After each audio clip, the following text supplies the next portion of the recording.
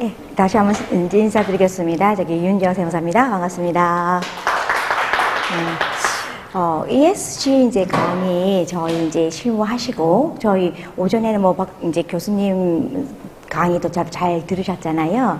그랬을 때, 이제 제가 ESG라는 것 자체가 사실 뭐 아주 이게 보편적으로 뭐 알고 있는 그런 건 아니고, 실무에서 지금 이제, 바로 필요하지 않을까라는 생각을 하고 있는 쪽인데요. 저도 사실은 이제 이때까지 몇 년 동안 사실 금융계라든가, 이렇게 변호사 쪽이라든가 이런 쪽에서는 사실 ESG 관련해서, 상당히 좀 공부도 하고, 이렇게 대책이라든가 이런 걸 잘 준비해 오고 있는 걸로 알고 있어요. 근데 저희가 이제 기본적으로 포커스가 일단은 대기업이라든가 수출하는 분들이라든가 이런 쪽으로 해서 이제 상장 기업 같은 경우에는 당장 그죠? 발에 불이 떨어진 상태고, 그랬을 때 지금 고민스러운 게 중소기업이라고 해서 저희가 이제 회계사님들은 이제 회계사, 변호사 이렇게 해가지고는 ESG 관련해서 이렇게 팀도 있고 이런 걸로 알고 있는데,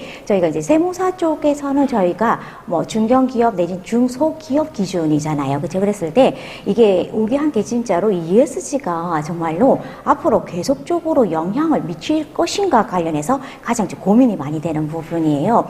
이제 배우시고 이제 아시고 계시는 것처럼 제가 좀 고민스러운 게 뭐냐면, 이 ESG라는 게 솔직히 이제 시간이나 돈이나 인력이 여러 가지 면에서 그렇게 만만치는 않잖아요. 같이 준비하고 기업이 준비하는 거 있어서도 좀 만만치 않은 상태인데, 그렇다면 이게 하나의 유행으로 끝나는 게 아니냐, 반짝했다가 흐지부지 하는 건 아니냐라는 것 관련해서가 가장 제가 좀 고민스러운 것 중에 하나였거든요. 근데 제가 이제 보았을 때 ESG를, 사실 세무사 쪽에서도 저희가 세무사님 대상으로 해서 ESG가 저희 중소기업, 우리 거래처 분들이나 이런 분들한테 꼭 필요하고, 그리고 무엇보다도 그 관련해서 관리를 제일 잘해줄 수 있는 게 저희 세무사다라고 해서 강의를 한 적이 있는데, 그분들도 이렇게 피부로 느끼긴 이렇게 딱 들었을 때는 필요해 하고 난 뒤에 그 뒤에 바로 저희 같은 경우에 저희 바로 가산세 있다, 가태료 있다 이러면 바로 시작하잖아요. 그죠? 근데 그렇지 않고서는 이렇게 이제 피부로 느끼기 힘든 경우가 있다라고 생각을 해서 제가 이제 이거 준비하면서 이게 지속적으로 우리한테 필요한 것이냐, 그랬을 때 정말 우리가 어떤 식으로 대비를 해야 되느냐라는 것을 이제 세무사 입장에서요, 저희 중소기업 이제 거래처를 관리하는 입장에서 한번 준비를 해봤습니다. 자, 그러면 제가 관련해서 보시면요, 일단은 이제 제가 여기서 하기 전에 이제 학법 보면 수질 오염이나 해수면 상승이나 쓰레기 대란이라든가 미세먼지라든가 이런 거 있으시잖아요. 그죠? 근데 이게 사실은 이제 기업의 이윤하고 관련이 있느냐라고 했을 때, 전에 좀 생각을 이제 저희가 한 10년, 20년 전만 하더라도 매연이 많이 나더라도, 그죠? 일단은 싸게, 이제 제품을 생산할 수 있으면, 그죠? 그걸로 해서 이윤이 더 난다면 이제 매연쯤이야 라고 생각하는 경우가 많았는데, 요즘은 코로나나 이런 걸 이제 겪음으로 해서 이 지구 자체에, 그죠? 이제 그것도 한계가 있겠다라는 생각하고, 이게 실제로 100년, 200년이 아닌 어쩌면 나의 세대, 나의 지금 시대에서도 영향을 미치는, 내 생존과 영향을 미치지 않겠느냐라는 생각을 이제 공통의 이제 생각으로 가져간다는 거죠. 그죠? 그래서 공통적으로 봤을 때 이렇게 이제 가뭄이라든가 재해라든가 온실력 국가라든가 이런 것 때문에 이게 이제 뭐냐면 이게 먼 얘기가 아니고 바로 내 얘기구나라는 게 갑자기 이렇게 들어온 것처럼 해서 이게 중요하다라는 지금 많이 하고 있는 상황인 것 같아요. 그래서 코로나 같은 거 기아 팬데믹이라든가 이랬을 때 일단은 저희 이거 이제 관련해서 보시면 가뭄이라든가, 그죠? 이렇게 재해라는 수준이 저희 우리가 생각하는 이고, 이로 인해서 정말 이제 저희 같은 경우에, 지금 같은 경우에 솔직히 못 먹고 산다 이런 생각 별로 안 하잖아요. 근데 이게 정말 못 먹고 살 수도 있겠구나라는 생각까지도 가지 않을까라는 생각이에요. 그리고 ESG가 지금 핫하고 있는데, 사실은 코로나를 이게 제가 코로나 전후로 해가지고 이제 관심을 가지고 있는데 살짝 어떻게 느끼냐면 요즘에는 이제 뭐 코로나가 대세다 보니까 이 관련해서 ESG가 약간 예전보다는 주춤하지 않느라는 생각이 좀 들긴 하거든요. 그치? 근데 제가 생각할 때 ESG가 사실 아직까지도 핫하고 제가 포커스 드는 건 뭐냐면요. 일단은 이제 가졌을 때 제재하는 기간 자체가 금융기관이라든가 투자자든가 기업이라 했을 때 이 금융기관과 투자자하고 정부가 관심을 가진다는데 저는 의미가 있다라고 생각을 해요. 다른 것보다. 그래서 ESG를 고려해서 대출하거나 아니면 금융상품까지 개발하는 거고요. 투자자 같은 경우에도 이 책임 투자를 물어서 그죠? ESG에 대해서 이제 반영하지 않는 회사에 대해서는 투자하지 않겠다라는 개념이기 때문에 그리고 기업 같은 경우에도 내가 지속 가능한 경영을 하기 위해서는 ESG가 필수라는 생각이라서 제 생각에는 이 ESG가 그리고 또 제가 이제 뭐 다른 여러 매체나 이런 걸 통해서 할 때도 변호사님들도 생각하시는 것 중에 그 한 분이 그러시던데 ESG가 이게 유행으로 끝나지 않는 게 이게 투자자부터 시작하는 요구사항이라는 거죠. 그죠? 그래서 이렇게 관련해서 여러분이 ESG가 이제 피부로 좀 와닿을 수 있으면 좋겠어요. 그러면 ESG가 이제 배우셨겠지만요. 저희 계속 이거 나오실 거예요. 그러면 하늘에서 뚝 떨어지는 거냐? 그건 아니죠. 계속적으로 해서 쭉 역사를 가지고 저희가 하던 것 중에서 이제 ESG라는 걸로 지금 이제 더 ESG가 좀 더 중요. ESG에서 여러분 이제 이윤이나 책임 이런 뭐 뒤에서 나오겠지만 착한 기업이란 말이 나오죠. 착한 기업, 그죠? 근데 제가 착한 기업이라서 그래서 책임을 질 수 있는 기업도 이윤으로 이윤 창출에 책임을 지는 회사가 이윤도 많이 낸다라는 개념으로 해가지고 일단은 보세요. 가시적인 변화가 기업이나 은행이나 정책 금융기관의 개인 투자자 이런 분들이 움직이고 있다는 기업이 움직이는 게 아니고 이런 외부 상황에서 지금 푸시가 들어오고 있다는 게 중요하다고 생각하거든요. 그래서 이게 수출입은행 같은데요. 수출입은행 같은데도 어떻게 해서 계속적으로 할 거냐라고 해서 이런 식으로 여러분 어떻게 이것도 작년 정도, 2월 달에 제가 이 자료를 수출입은행에서 좀 가지고 왔었는데 이런 식으로 홈페이지에도 나는 지금, 그죠?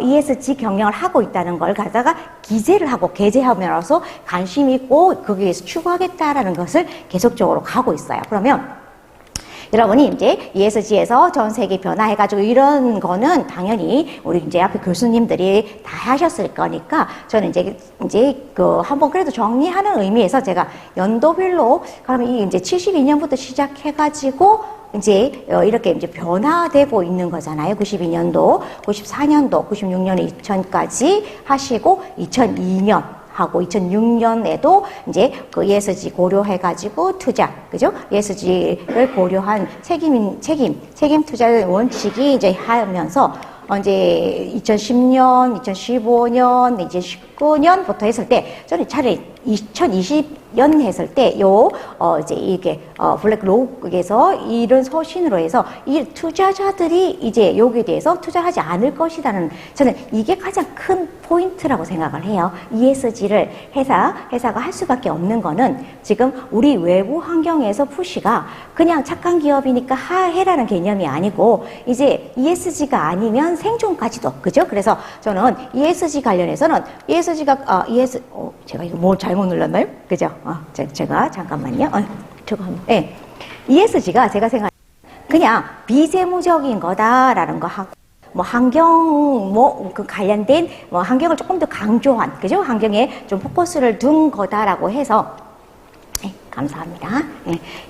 해서 이제 ESG가 있느냐라고 때 저는 이제 단순한 환경 보호 운동이 아니라고 생각하고 지금 우리가 이제 생존 게임에서 ESG를 받아들이고 있다. 우리 인류의 생존 게임으로 ESG가 받아들여지고 생각하고 있거든요. 그렇기 때문에 지금 이제 글로벌한 기업부터 시작해서 이 글로벌한 기업 때문에 대기업이 움직이기 시작하고 이 대기업 때문에 우리 중견기업, 중소기업, 소기업까지, 그죠? 중기업, 소기업까지 움직이고 있다라고 생각해서 저는 ESG가 그냥 유행으로 끝나고 그냥 인정 하나 받고 안 받고의 차이가 아니고 이게 기업의 생존의 필수 요소라고 이제 생각이 된다는 거거든요.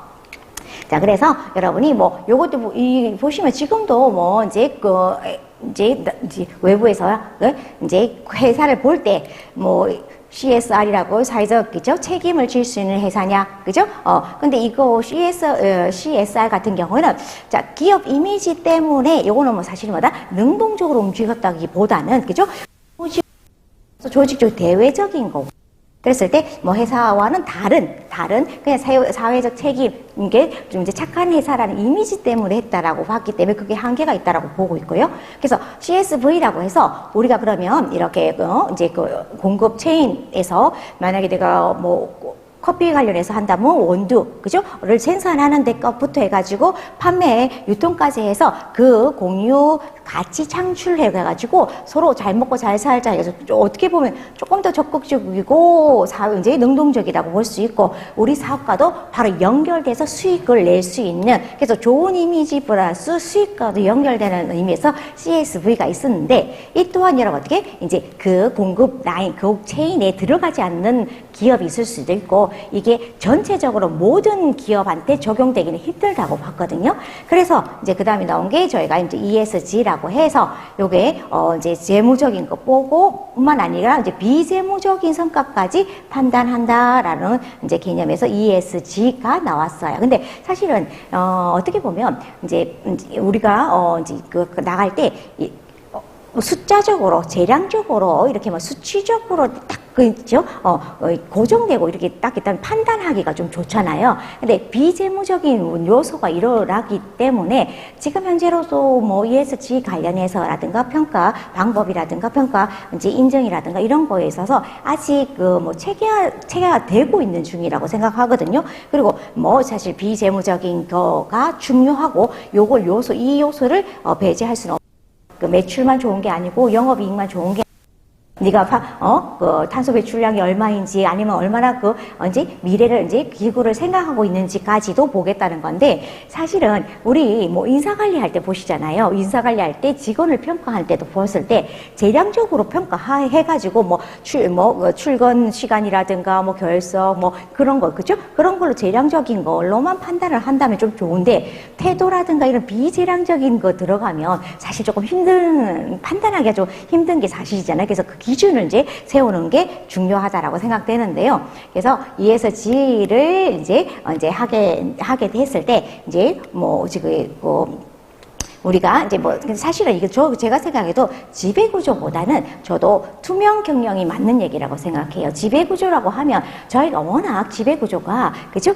이제 뭐 지배 이제 주주들의 문제가 많고 이게 뭐 세습화라든가 이런 게 문제가 많기 때문에 지배구조에 뭐라고 생각하시는데 이게 모든 결정이 얼마나 투명한가에 관련된 거기 때문에 사실은 뭐 이거 가버넌스 같은 경우에는 투명 경영이 맞는 것 같아요. 의사결정했을 때 얼마나 투명하고 그죠?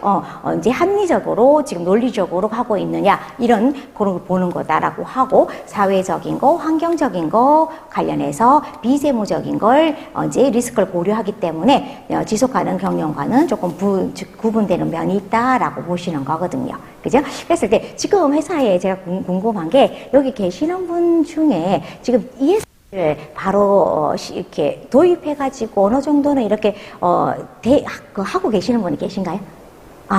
이제 그러면 컨설팅하고 같이 연결해가지고 지금 하시는 건가요? 아니면 고객사가 원해서 지금 하고 계시는 건가요? 자체적으로 하고 있습니다. 자체적으로요. 그럼 자체적으로 이거 실천하고 계시는 거네요, 그죠? 그러시구나. 그래서 보통 이제 고객사나 아니면 협력사라든가 하시는데, 이제 저렇게 빠르게, 그죠? 빠르게, 근데 저 궁금한 게 ESG를 그냥 처음에 그러면 딱 이제 시행했을 때, 대표이사님의 의견이셨는지 아니면 우리가 이제 실무진들이 대표님한테 필요하다고 얘기를 하신 경우예요?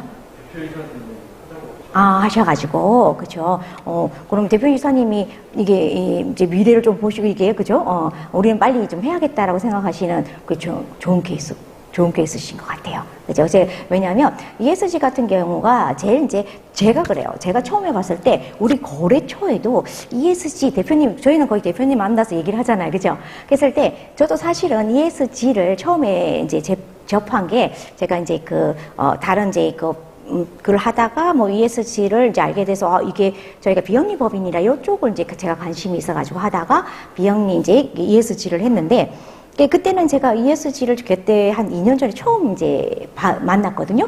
그러고 난 뒤에 저희 이제 거래처에 가가지고 이제 저희 거래처가 공기업의 1차 밴드예요. 그래가지고 ESG를 모를 거라고 생각했어요. 모를 거라고 생각을 하고 대표님 요거 ESG라는 게 있는데 저희 같은 경우는 1차 밴드이고 그리고 이제 관련해서라든가 뭐 환경이라든가 이쪽에서 정부에서도 관심을 가지고 있는 부분이니까 당연히 한테도 이렇게 요구가 들어올 것 같다라고 해서 대표님 혹시 ESG 아냐라고 말씀을 드렸어요. 그때 제가 마음 뭐냐면 대표님한테 대표님 전혀 모를 거라고 생각했어요. 모르고 제가 이제 그러니까 이런 걸 하시는 게 좋겠다라고 의견을 드리는 건지 아는데 그분이 이제 어떻게 말씀하시는 게 그 ESG 하더니 ESG 나 ESG 할래 이러시는 거예요. 근데 그때 ESG를 할래라고 표현하신 건 뭐냐면 그게 이렇게 평가 있잖아요. 평가. ESG 평가를 받고 싶다고 하시는 거예요. ESG 평가를. 그래서 왜냐 했더니 이제 우리는 1차 밴드긴 한데 저희는 뭐 환경오염이나 이런 쪽은 아니래요. 환경오염이나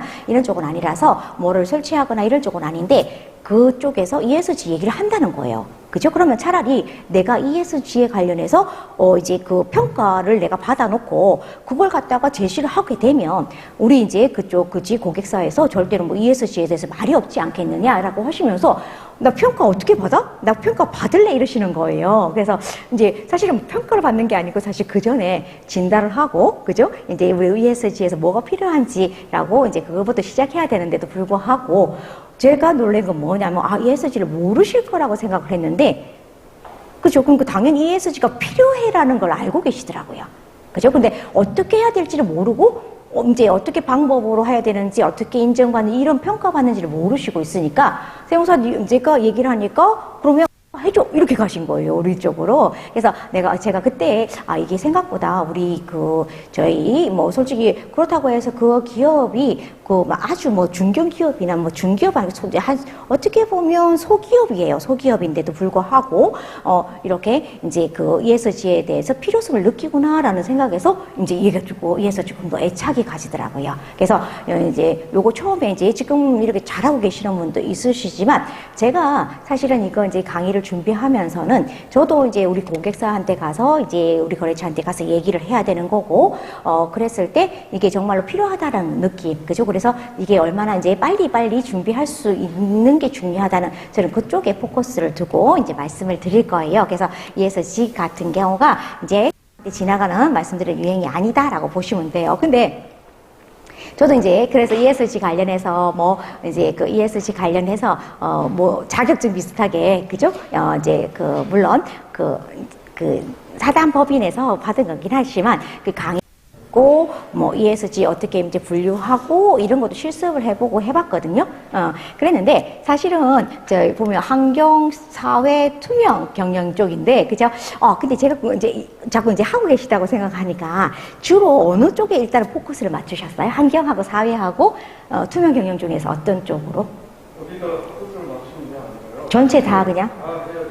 근데 저희는 주로 사회하고 그렇죠. 그래서 제가 왜 그거 말씀을 드리냐 하면 이제 제가 이걸 처음에 봤을 때 탄소 배출을 줄이고 산림하게 하고 환경오염 방지하고 화학물질 관리하고 기후 변화에 대응해야 되고 자원 효율적 온실효과 배출을 줄이고 등 자원 고갈 폐기물 오염 지속 가능한 자원 사용 그리고 고용 평등, 그죠? 사회 기업, 한번 읽어볼게요. 제품 안전, 근로 조건, 공정 경쟁, 소비자 이슈, 그죠? 지역 사회 개발. 투명 경영 쪽에서 투명 경영 사업 윤리, 이사의 독립성, 지배 구조 건전성, 리스크 관리, 배당의 적정성, 뇌물 부정 부패, 정치 로비 기부, 조세 전략 같은 거 이렇게 되어 있는데요. 이걸 딱 했을 때, 우리 회사 저거 다 해야 돼? 라고 하면 아예 시작도 못할 것 같아요, 사실은. 시작도 못할 것 같고. 그래서 저는 이제, 물론, 뒤에도 말씀드리긴 하겠지만요. 이거를 다 하는 게 아니고, 그죠? 원 스텝으로 다 끝날 수 있는 게 아니잖아요. 그죠? 아니고, 이 중에서 우리 사업군이 더 필요한 게 있으시잖아요. 더 요구하는 게 있고. 그리고 우리 뭐 사업군이 요구함에도 불구하고 바로 하기에 너무나 자금이라든가 시간이나 인력이 있다면 이걸 당장 하기보다는 장기적으로 하는 계획을 세워야 되는 거잖아요. 그래서 ESG라는 게 여러분 어떻게 대단한 게 아니고 실천하는 거, 내가 이걸 받아들인다는 거는 일단 여러분 간단하게 그냥 근로조건에 대해서도 그 근로조건 관련해서 그 근로조건에 대해서 뭐 차별금지라든가 이런 거 관련해서 정확하게 규정을 정하고 그걸 실천해 나간다고 한다면 그 회사는 뭐가 되는 거예요? 그 ESG를 실천하고 있는 회사가 돼버리는 거거든요. 그죠? 그렇기 때문에, 뭐, 우리가 지금 탄소 배출을 뭐 안 하고, 뭐, 그죠? 뭐, 물을 갈 때 온실효과를 뭐 배출을 적게 하기 위해서 뭐 대단한 걸 설치하고, 그죠? 그렇게 해야지 우리가 이제 ESG를 하느냐라는 건 아닌 것 같아요. 자, 제가 생각할 때는 환경사회 투명 경영 중에서 이 기업은, 그죠? 그 중에서 가장 우리 고객사나 협력사에서 어떤 게 더 높은 점수, 그죠? 어떻게 보면 높은 점수를 받을 수 있는지, 그죠? 그리고 어떻게 뭐 하면 내가 쉽게, 그죠? 시작할 수 있는 것부터 시작하는 게 중요하다라고 생각해요. 그러면 그게 우리는 ESG 하는 회사예요. 그죠? ESG를 하는 회사가 돼버리기 때문에 여러분이 너무 어렵게 저는 접근 안 하셨으면 좋겠다는 생각이 들더라고요. 처음에는 환경이잖아요. 환경이다 보니까 저희가 문과잖아요. 문과다 보니까 이과 쪽으로 해가지고 환경만 포커스 둬버리면 저희는 못해요. 저는 못하겠더라고요. 거래처한테 얘기하기도 힘들고. 그죠? 전문 분야가 아니기 때문에. 근데 ESG가 2만 있는 게 아니거든요. 2만 있는 게 아니잖아요. 2만 있는 게 아니고, 우리가 있을 때, 이제 그게 다 배분되고 중요한 의미가 있는 거기 때문에, 여기서, 그죠? 내가 ESG, 이걸 다 한다는 생각보다는 할 수 있는 것부터 시작해서 꼭 해야 되는 걸로 넘어가야 된다고 저는 생각이 돼요. 그리고 이제 국내도 분위기가, 그죠?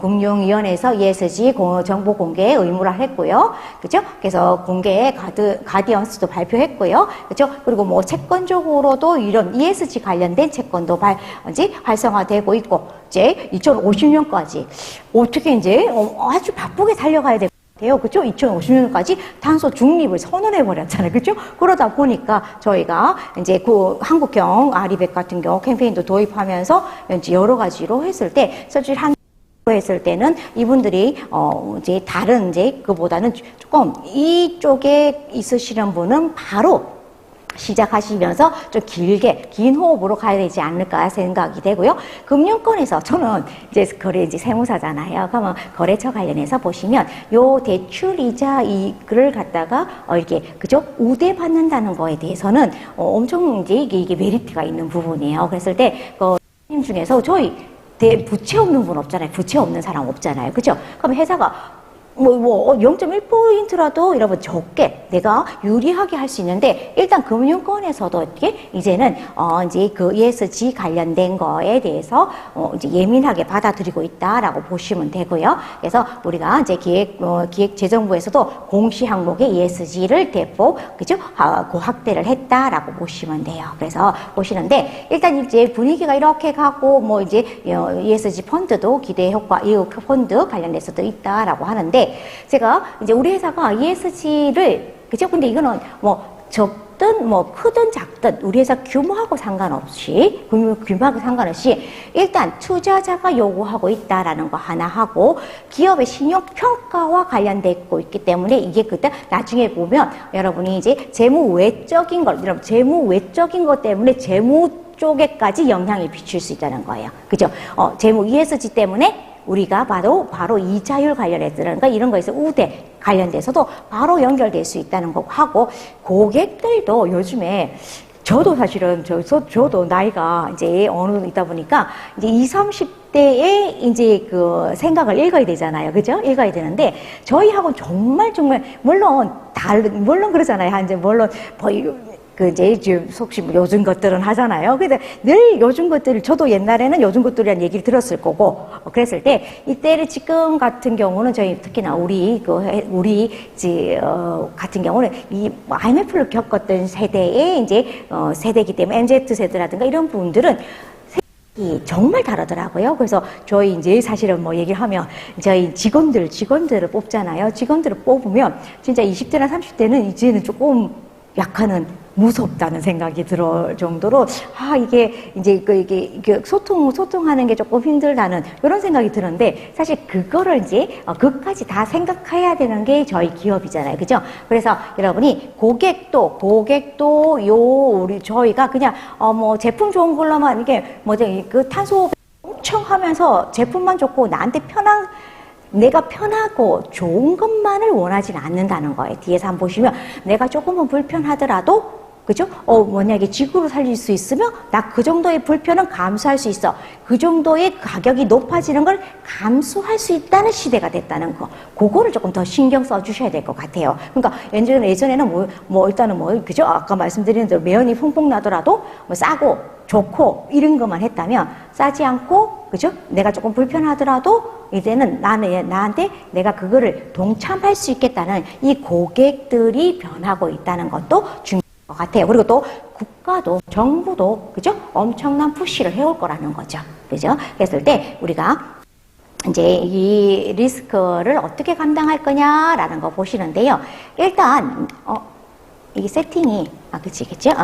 이제 보셨을 때, 일단 보시면요. 소비죠, 소비. 고객 한번 볼까요? 저희는 이런 수익성만 생각했어요. 수익성만 생각했는데, 수익성 플러스 우리는 뭐다? 착한 기업이라는 인식을 줘야 되는 거예요. 착한 기업이라는 인식. 그죠? 이렇게 여러분 어떻게 보면 만약에 대기업이라고 하신다면, 대기업 같은 경우에 착한 이 돼야지 매출과 바로 연결될 거란 말이에요. 그러면 이런 대기업이 있고 1차 밴드, 2차 밴드 있고 기타 있었을 때 요게 같이 살아남는 거잖아요. 같이 살아남는 거라고 했을 때 최종 소비자인 고객들이 착한 소비를 실천하는 소비자가 많아질 것이라는데 이제 점점 높아지고 있고요. 나는 착한 소비에 동참할 의향이 있다는 게 점점 많아진다는 거예요. 그래서 친환경 소비, 그죠? 사회적 약자를 아동 착취라든가 외국인 노동자라든가 그죠?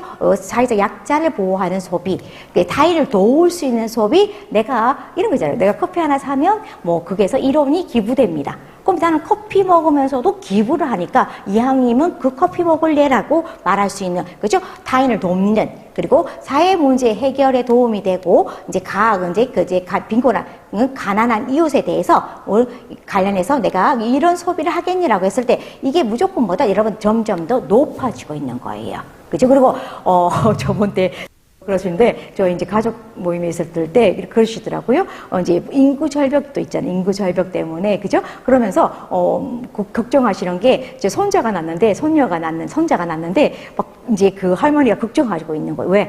왜? 나는 괜찮은데, 우리 손자한테 바로 영향을 미칠 것 같아. 거지. 그죠? 그러니까 환경이 바로 우리 손자한테 마이너스 될 거면 내가 조금 힘들어도 되겠다라는 생각을 하시더라고요. 요번에 추석 때. 그래서 여러분이 보셨을 때요. 저는 이 착한 기업이 우리가 생각하는 여러분 속만 좋은, 그죠? 봤을 때 그런 착한 기업이 아니에요. 왜냐?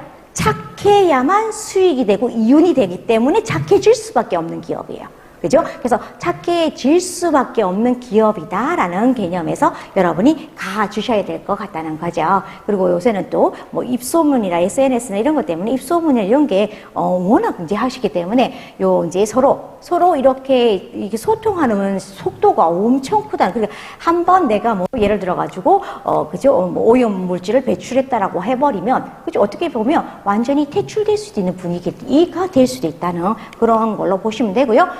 요게 여러분 어떻게 했냐 보세요. 2022년 8월 28일이죠. 그죠? 2022년 8월 28일부터 해가지고 여기에서 나머지 이런 업사이클링 페스티벌이라는 게 있다는 거예요. 그럼 여러분 업사이클링을 들어보셨나요? 이제 그냥 발음이지, 그치? 업사이클링 들어보셨나요, 혹시? 업사이클링. 이게 뭐냐면, 그 폐자원을 가지고 새로운 제품을 마련하는 거예요. 그러니까 이게 이런 거 있잖아요. 여러분, 이게 방화복 같은 게 소방처에서는 방화복 가지고 이렇게, 새로운, 그죠? 가방을 만들어내는 거잖아요. 그치? 그래서 이게 뭐냐면, 그냥 이제 버려지는 걸로 가지고 새로운 제품을 만들자라는 게 업사이클링이고요. 프리사이클링이란 거는 미리 그냥, 그죠? 우리가 미리 이제 하자. 그죠? 대비를 하자. 그래서 장바구니 사자, 텀블러 쓰자, 뭐 이런 거 개념 있잖아요. 그리고 이렇게 이제 이렇게 그 쓰레기 분리 배출 잘하자. 그죠? 그런 리사이클링이 있고요. 그 다음에 리퍼버 같은 경우에도 그죠? 반품한 거 그치 쓰자. 버리지 말고 쓰자. 그죠? 그런 개념으로 해서 요즘에 소비가 이쪽으로 이제 일어나고 있다는 거, 이쪽으로 관심을 가지고 있고요. 그 다음에, 크림 뷰티라고 해가지고요. 이제 화장품 같은 경우에도 어떻게냐. 이제 일단 원료나 이게 인체에 무해하고 그리고 그 성분 자체도 환경을 생각하는 그런 클린 뷰티 시장도 있는 거고, 그죠? 컨셔스 패션이라고 해서, 그죠? 옷을 데 있어서 이 옷 만들어가지고 그죠? 그 탄소가 배출되는 것보다는, 그죠? 이렇게 지금 뒤에서 보시면 페트병으로, 그죠? 옷을 만드는, 그런 식으로 컨셔스 패션이라든지 코즈 마케팅, 그러니까 마케팅 하는데 전에는 뭐다 이거 좋아요, 많이 사세요, 이거 싸요라고 했다면 어떤 명분을 가지고 이걸 사게 되면, 그죠? 환경을 우리가 개선할 수 있다. 이걸 하면 누구를 돕는다. 이런 의미 있는 명분을 가지고 마케팅을 하면서, 그죠? 이렇게 이제 변화되고 있다라고 보고, 미닝아웃이라고 해서 사회적 10년이나 윤리를 담은 이제 제품을 형성하는데, 자, 이렇게 했을 때 지금 NZ세대나 이랬을 때, 이거 이제 만약에 요런, 그죠? 전체적으로 Z세대, 밀레니얼 세대, X세대, 베이비붐 세대라고 했을 때, 이 관련해서 이 친환경적인, 그죠? 이런 환경의 행동에 대해서 얼마나 알고 있느냐라는 거 봤을 때, 그죠? 요렇게 이제 실질적으로 우리가 소비하는 데서도 이런 것까지 고려해서 소비가 일어나니, 당연히 생산하는 사람들도 이거를 고려하지 않고서는 생산할 수가 없는 거죠. 그래서 이렇게 환경 문제 쪽에서도 많은 이게 마케팅, 그 소비와 바로 연결된다라고 보시면 되고요. 유색 페트병 같은 경우에는 라벨 부착 금지 규제, 그죠? 그래서 국가도 규제를 이제 시작한다는 거죠. 규제에 들어간다라고 보시면 되는 거죠. 이거 혹시 이거 조금 다르신가요? 그대로 있으시는 거죠. 예, 그죠? 그래서 이렇게 여러분이 이제 규제 또 일어나고 있고, 실제로 이제 그래서 이 페트병 제품 구매할 때 이러한 규제를 생각하고 이제 우리가 이제 쓰느냐라는 거 했을 때, 그죠? 영향이 크다 쪽도 이제 상당 부분 있으시니까 여러분이 이제 소비 같은 경우에도 우리가 완전히 무시할 수 없구나. 이게 그거예요, 여러분. 이게 뭐냐면 플라스틱으로 안 받는 거. 플라스틱 아니고 보세요. 이건 옥수수로 만든 그 용기예요. 빨대나 용기고요. 요거는 사탕수수나 밀집, 밀집으로 만든 도시락이든지. 솔직히 요새 코로나 때문에 저도 그렇잖아요. 여러분도 생각하세요. 제가 그렇게 집에서 뭘 시켜보질 않았거든요. 그죠? 근데 요즘 코로나 때문에 사실 이렇게 시켜먹는 게 되게 많아졌는데, 그리고 직원들도 요새는 어떻게 하냐면 저희도 그냥 사무실에서 시켜먹고 이런 경우도 많은데, 근데 막 먹고 난 뒤에 늘 느끼는 건데 플라스틱이 너무 많이 나오는 거예요. 그래서 이 플라스틱 보면서도 사실 요즘 전에는 그런 생각 없었을 거야. 전에는 어때요? 플라스틱을 보면서 이건 편리해. 나 정말 편리하고 일회용으로 편리하구나라고 생각했는데, 요즘에 제가 이 플라스틱을 버리면서 어떤 생각이 드느냐면 좀 마음에 찔림? 이거 플라스틱 이렇게 나와도 될까? 내가 이거 괜히 시켜 먹어가지고 이렇게 만약에 그쪽 플라스틱 나와가지고 이거 환경적으로 이거 언제 쏘고, 그죠? 이런 생각이 들더라고요, 저도. 그래서 만약에 솔직히 그쪽에 이제 만약에 내가 이제 시켜줄 때 1,000원이 더 비싸. 1,000원이 더 비싼데 그 어떻게 포장지가 이거는 플라스틱으로 만들지 않고 이거는 재활용할 수 있거든요. 그죠? 이제 옥수수로 만들었습니다라고 하게 된다면 사실 그 1,000원은, 그죠? 더 비싸더라도 저는 그쪽으로 갈 것 같아요. 마음에, 왜냐면 버리면서 너무 이렇게 찔림이 있더라고, 찔림이. 어떻게 하지? 라는 걱정이 생기더라고요. 그러니까 저도 그렇게 환경에 대해서 환경 운동하는 사람도 아니었고, 그죠?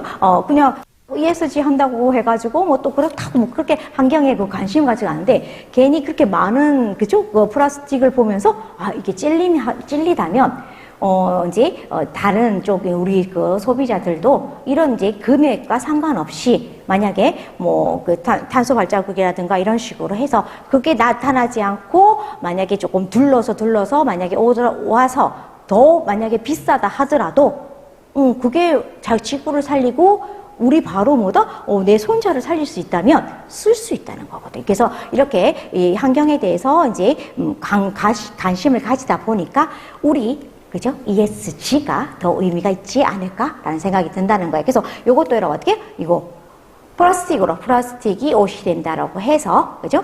이런 식으로 이제 광고도 나오고, 실질적으로, 실질적으로 친환경차 등록이라든가, 이런 게, 이제 실제로 먹힌다는 거예요. 이게 최근 거예요. 전부 다 저희 2021년도에 있는 제가 그만 가져왔기 때문에 이렇게 변화되고 있다라고 생각하시면 이제 예전 방법으로는 안 된다. 그렇죠? 예전 방법으로 안 된다라는 거고 사실은 애플이 엄청 난리치잖아요. 지금 애플이 엄청 난리치잖아요. 그치? 그러니까 애플이 왜 난리치겠어요? 그죠? 이게 사실 저는 애플이 착해가지고 난리친다라고 생각 안 해요.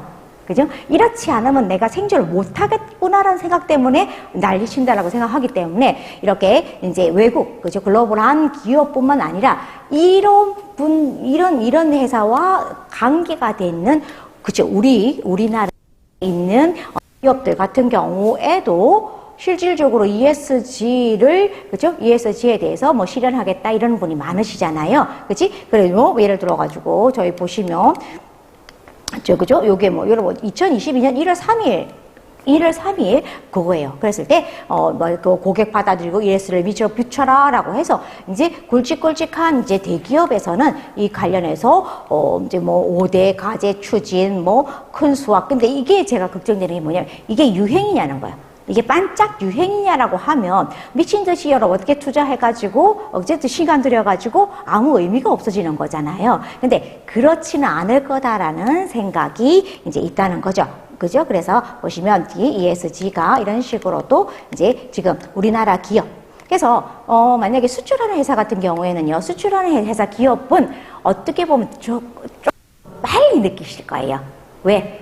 우리보다 지금 유럽이나 이런 데서 이제 요 ESG에 대해서 엄청나게 이제 국가적인 이제 이런 규제도 들어가기 때문에 저희는 여기 따라갈 수밖에 없다라는 거 하나고, 대기업과 저도 공기업이라든가 협력업체, 우리 그 밴드사 같은 분들도, 그죠? 이 협력업체도 당연히 그냥 너 하나만 잘할 수 있는 게 아니에요. 너 하나만 잘할 수 있는 게 아니고 이런 협력사들이 다 필요하기 때문에 너 하나 잘해가지고 대기업 너 하나 잘할 수 하면 돼 라는 개념이 아니고 밑에 있는 협력사까지 다 잘해야만 가능하다라는 거잖아요. 그리고 ESG에 민감한 소비자, 그래서 소비 패턴에 대응하는 기업이다라고 했을 때 ESG는 이제 선택이 아닌 필수라는 거죠. 여러분 생각해 보세요. 여러분 예를 들어가지고 지금 이런 카페를 만약에 내가 이제 개업을 한다라고 했을 때 내가 프랜차이즈로 만약에 개업을 하게 된다면, 그죠? 이왕이면 어떻게요? 내가 한 잔 먹을 때 기부되는 그런 그죠?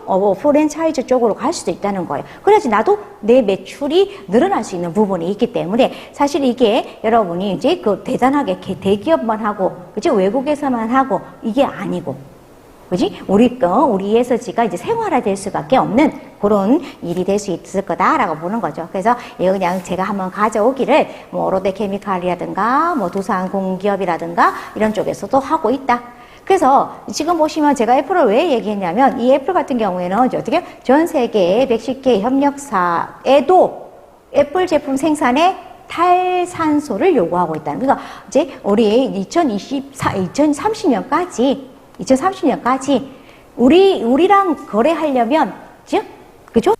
탄소, 이거죠? 100% 재생 에너지로 생산된 제품만 받을 거야 라고 된다는 거잖아요. 그죠? 그럼 여러분, 내년이 2023년이에요. 그죠? 2030년까지 일단은, 그지? 이렇게 애플이 협력사들한테 거의 협박 아닌 협박을 하고 있는 거잖아요. 그죠? 협박 아닌 협박을 하고 있는 거니까, 이런 것처럼 저희 같은 경우에도 이 협력사에 우리가 들어갈 수밖에 없어요.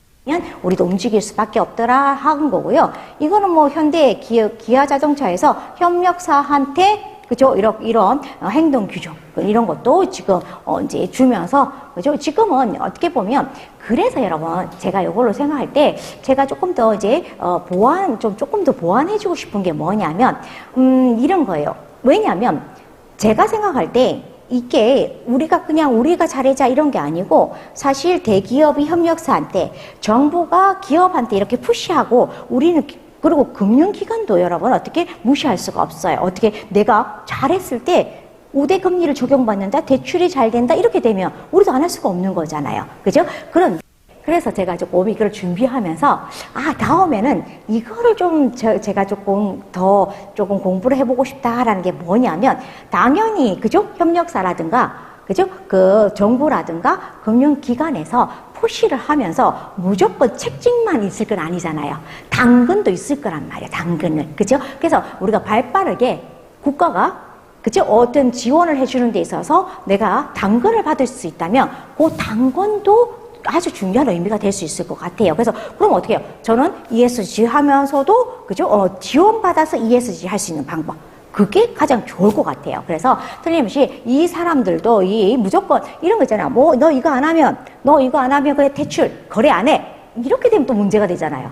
그렇잖아요. 무조건 갑자기 물론 이제 그런 경우도 있겠지만 이거 이행 안 하면 그냥 바로 그죠? 그냥 너 거래 안 해. 이렇게 되면 이 또한 문제예요. 사회적 문제잖아요. 갑자기 그러면 어떻게? 그렇지? 그렇기 때문에 틀림없이 고객사 이런 대기업 같은 경우도 밑에 협력사한테 이렇게 지원을 하는 부분이 있을 거니까 그리고 저는 정부가 지원하는 부분을 조금 더 그죠? 한번 이렇게 어떤 지를 한번 저는 요번에 준비하면서 그쪽을 한번 더 좀 정리를 해보는 게 좋겠다. 틀림없이 그죠? 그거 했으니까 자기 어떤 2050년까지 그렇게 하기 위한 뭔가 지원도 있지 않겠냐라는 기대를 하고 여러분 많이 부담하는 건 아닐 수 있다라고 보시면 돼요.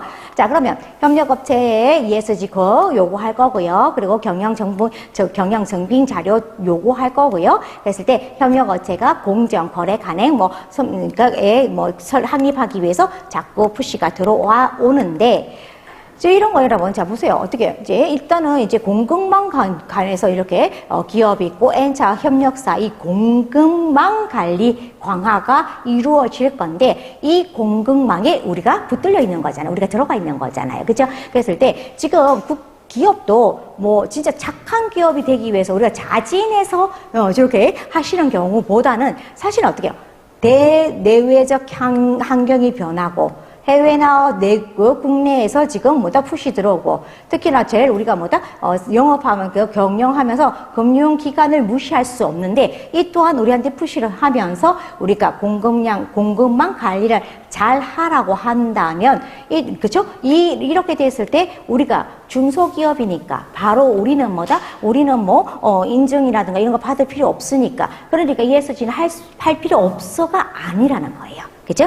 그래서 보시면 이거는 여러분 어떻게 되냐면 이거 같은 경우에는요. 그러니까 제가 예를 들어 놓은 것 중에서 매우 높은, 매우 낮음이라고 해가지고요. 이거 그러면 매우 낮음으로 한 데는 ESG 안 하고 매우 높음에서는 ESG를 할 거냐? 그죠? 그건 아니라는 거예요. 이거는 제가 밑에 보죠. 공급망에서 발생할 수 있는 리스크와 ESG 대응 정도잖아요. 그러니까 이게 이렇게 여러분 1차 밴드, 2차 밴드, N차 밴드까지 그렇게 형성되어 있는 건설이나 자재, 조선, 기계 같은 경우에는 당연히 묶인 사람이 많잖아. 묶인 사람이 많으니까 당연히 매우 높은 으로 나오는 거고요.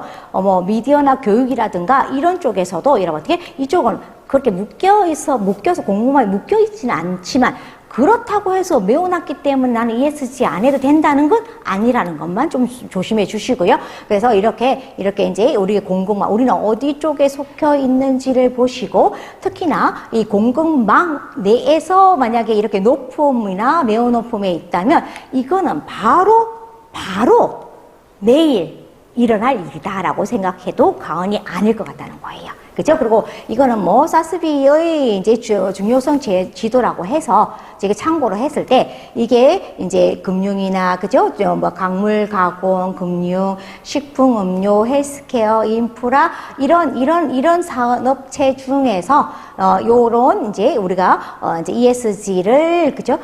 이제 이행하는 과정에서 이렇게 좀 진할수록 여기에는 더 밀접한 관계가 있다라는 정도인데요. 자, 요것만 한번 보시고, 그죠?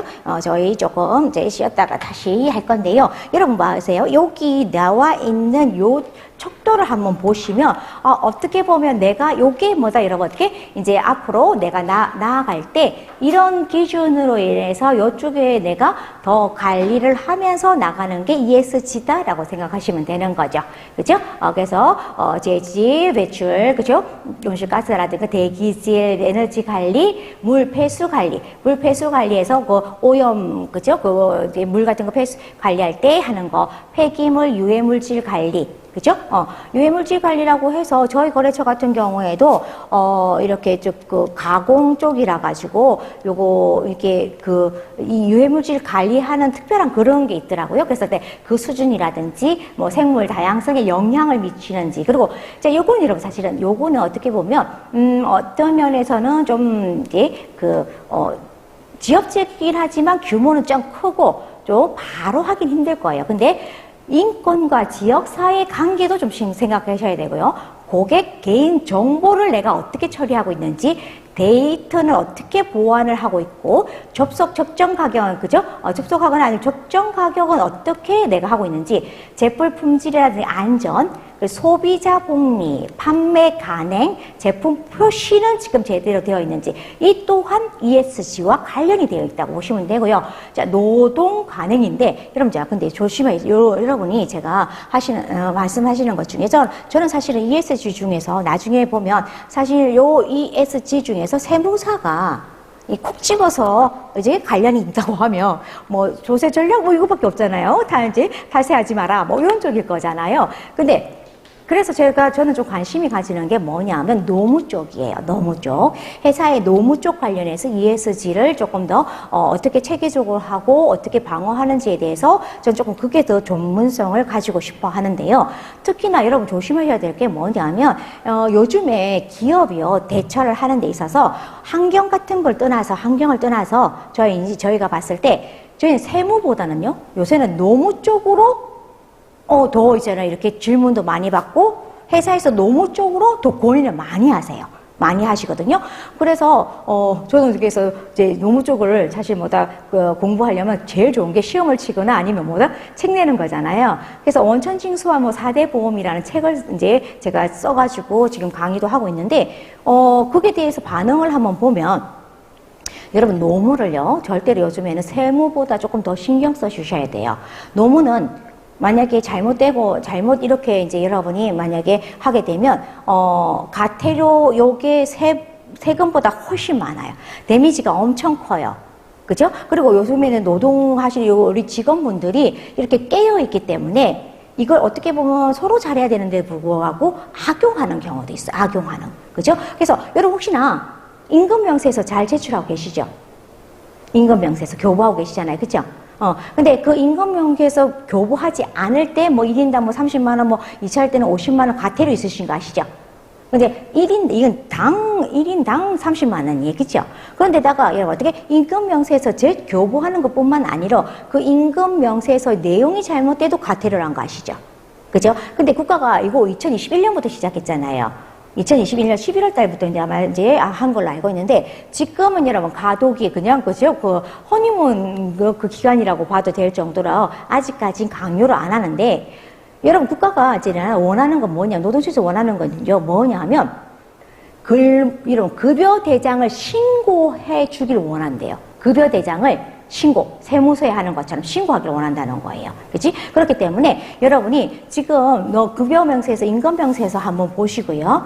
그게 실질적으로 최저임금이라든가 아니면 여러분이 이제 그 연장이라든가 야간이라든가 시간의 수당 같은 경우 제대로 잘 책정되어 있는지 이것도 한번 보셔야 돼요. 근로계약서라든가 이런 것도. 그래서 여러분이 일단 지금 만약에 하셨을 때 이 노무 쪽을